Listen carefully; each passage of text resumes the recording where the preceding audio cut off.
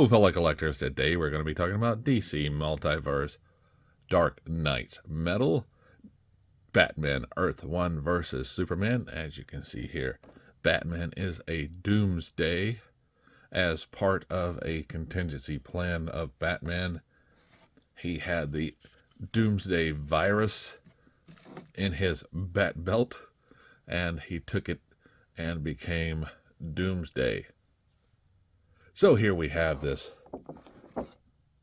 outline of a cave that we have seen before, Batman Earth 1 and Superman. So here on the back we can see the Batman fighting Superman, and we have some other figures in the line.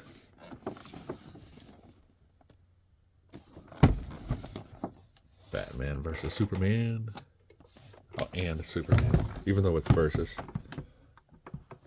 So if I turn on my scale and I pop this guy up, we can see it's coming in at 2 pounds 6 ounces. So let's get them out of the box and off the scale. Okay, now that we have them out of the box, we take a look at the cards. First up is Doomsday here, artwork from the box. Actually, it's not from the box, it's actually separate, because in the box we have him throwing Superman in the back. So here we have the data file. Please pause to read. And here we have Superman hovering. Here's his data file. Please pause to read. So very cool that the cards are not just reflective of the bat. So if we pull in Superman first, we see this nice rendition of Superman. Dark blue uniform, not very reminiscent of the old version. Does not have the S in the back. Got that shiny S in the front though, that's very cool. Now, as far as Superman says, he can move his head a little bit up. So no more flight for this guy. He just hovers. You can look down, right and left. Now I have noticed I have a couple paint chips here in the skin tone color. But he can do a nice T-pose. Has the gap guard. Plenty of free range motion for that shoulder. They both have double biceps. The bend in the elbow with a ratcheted. And we have a ball jointed hinge here for the wrist. Go up and down, and if you can get it to rotate around, it will. Now his cape is a little stiff, but is attached to the back here. Now, as far as Abby Crunch goes, you can do a little bit of one. There's forward. A little bit of a gap, but hid by the cape. He does have upper and lower waist rotation. With splits go, he does a pretty good split. Legs get that little bit of turning there. Our thighs. This is the walking. Double bend in the knee, and the ankles have the double jointed hinge here, so it rotates back and forth, turns around. He has a toe bend as well. You can see that dark metal piece there, and got a hole in his boot. Now notice I've got a little stress mark there on his foot, don't know why, so just have to be aware of that.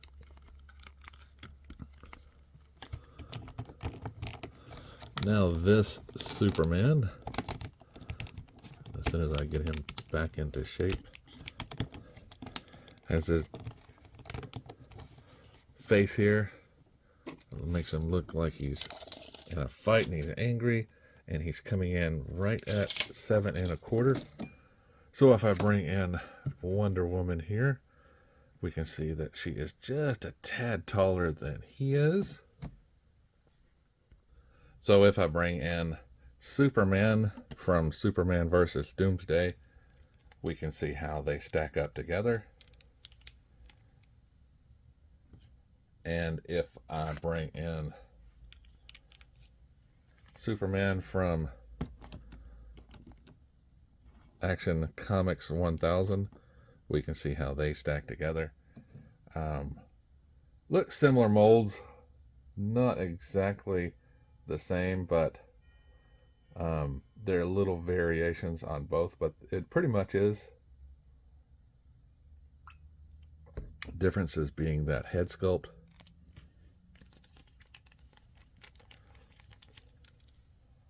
and these hands. So if I take them out and bring up Doomsday here, I'm sorry, a Batman Doomsday, we can see that this Batman Doomsday here has a lot going on, lots of detail, movable jaw, which is nice.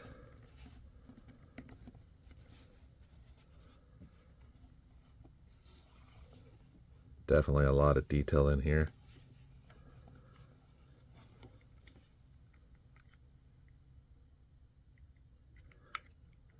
Spikes on the hand are nice.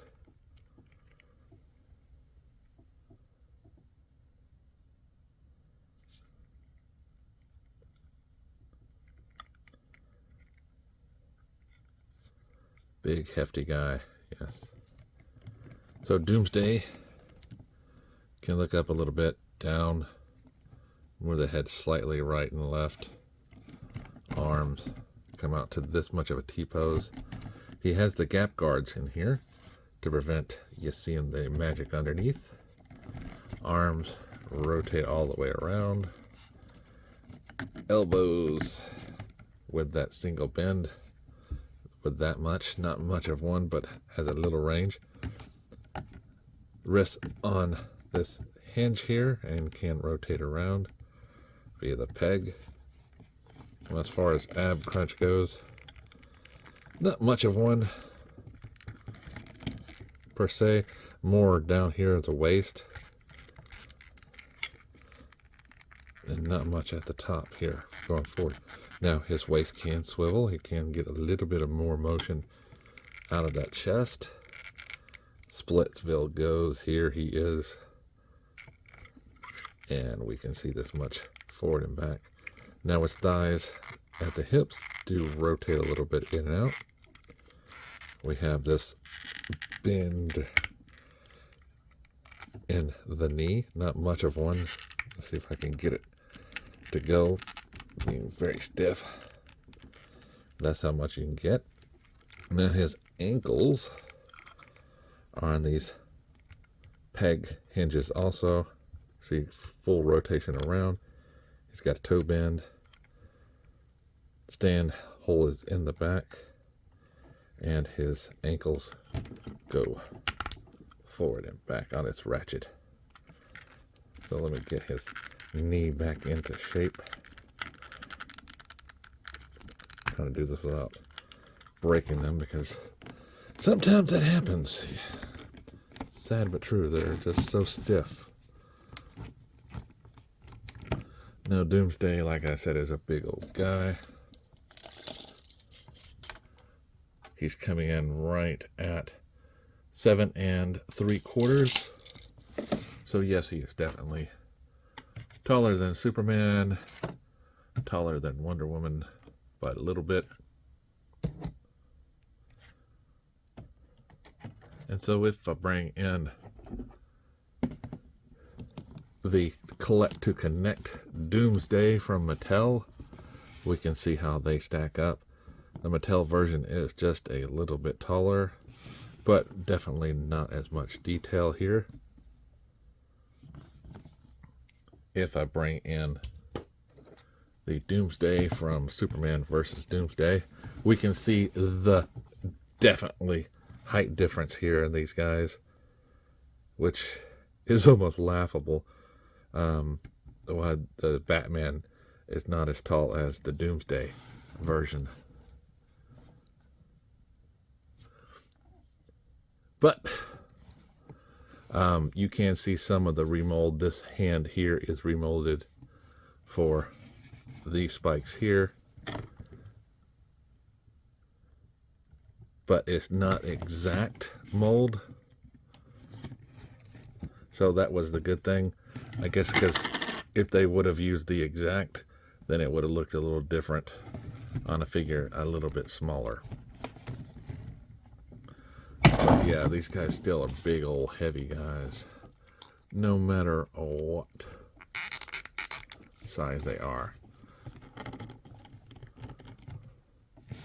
So they will definitely take up some space on your shelf.